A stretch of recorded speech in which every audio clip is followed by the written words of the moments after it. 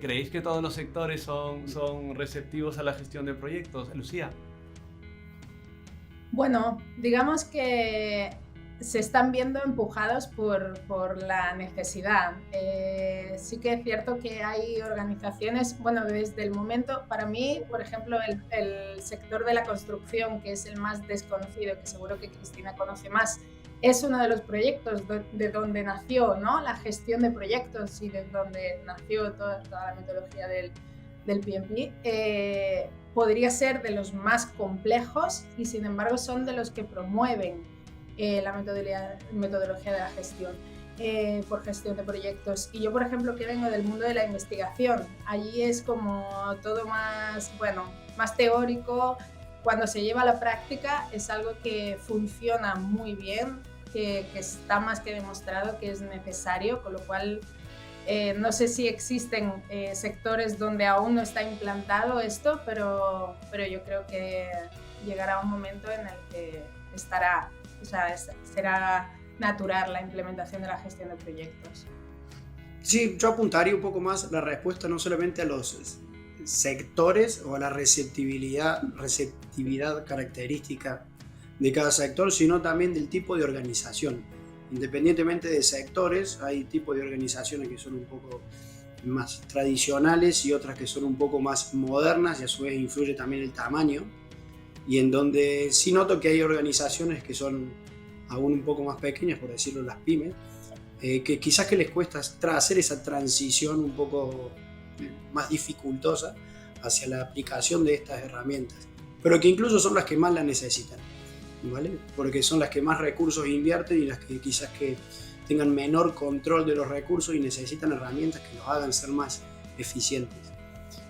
Entonces, en respuesta, no cerraría la pregunta al qué sector, sino también qué tipo de empresa. Y en mi opinión y en mi experiencia, todas son susceptibles a las herramientas de gestión de proyectos y a las buenas prácticas de gestión de proyectos.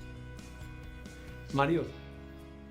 Sí, solamente añadir también desde la perspectiva profesional que tengo actualmente, trabajo también en el sector de la I+D, pero a lo mejor desde el otro lado, que es ayudando a las empresas a conseguir financiación pública para estos proyectos de I+D. Y claro, aquí que tenemos, y es que empresas de absolutamente todos los sectores, o prácticamente todos los sectores, tienen proyectos de I+D. Y además no solo esto, sino que tenemos desde startups que están haciendo con estos proyectos innovadores, tenemos pymes ya instauradas que bueno, van innovando, van haciendo I+D, o incluso grandes corporaciones que también tienen esta necesidad de invertir en la I+D.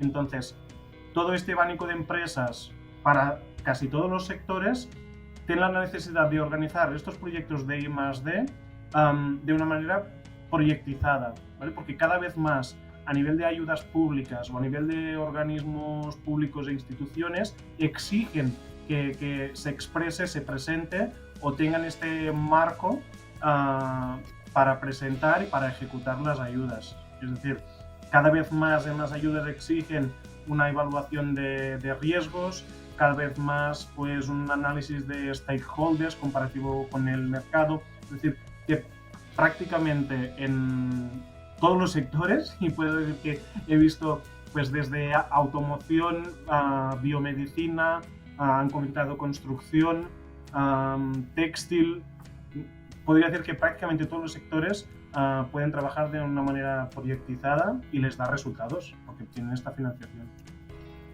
Cristina. Sí, yo añadiría los diferentes enfoques, ¿no?, que tenemos, que no solo es la metodología tradicional, sino también tenemos enfoques híbridos, que depende del tipo de proyecto y las casuísticas que tenga, o el entorno, lo variable que sea, o las necesidades que tenga el proyecto, también un poco pues, nos lleva a que al final todos los sectores se puedan beneficiar de esta manera de gestionar los proyectos de estas metodologías.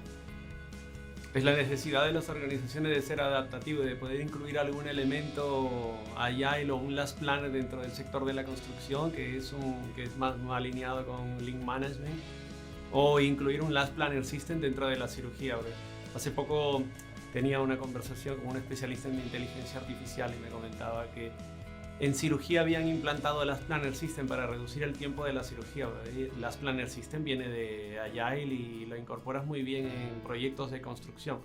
Entonces es interesante entender que estos dos grupos casi identificados, de los que son susceptibles y los que son mucho más receptivos a la gestión de proyectos, deberían entender en un futuro muy corto la necesidad de ser adaptativo.